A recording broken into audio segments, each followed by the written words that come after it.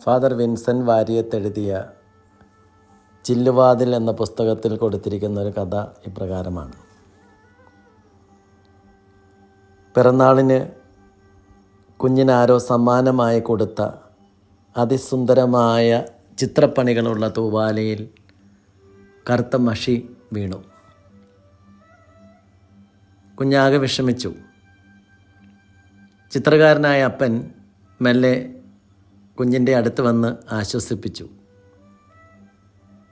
പിന്നീട് ബ്രഷ് എടുത്തു, നിറക്കൂട്ടുകൾ ചാലിച്ചെടുത്തു. എന്നിട്ട് ആ കറുത്ത പാടുള്ള ഭാഗത്ത് അതിസുന്ദരമായൊരു ചിത്രം വരച്ചു ചേർത്തു. വെള്ളത്തൂവാല ഇപ്പോൾ കമനീയ കലാസൃഷ്ടിയായി മാറി. കുഞ്ഞിനോടപ്പം പറഞ്ഞു, മോളെ, നമ്മൾ എത്ര ശ്രമിച്ചാലും ജീവിതത്തിൻ്റെ വെള്ളത്തൂവാലയിൽ കറുത്ത പാടുകൾ വീണു പോകും. ആ കറുത്ത പാടിനെ പോലും കലയും കവിതയുമാക്കി മാറ്റുന്നതാണ് ജീവിതത്തിലെ ഏറ്റവും വലിയ ആർട്ട്. ആ ആർട്ട് പഠിച്ചെടുത്താൽ നിന്നെ തോൽപ്പിക്കുവാൻ ആർക്കും സാധിക്കില്ല.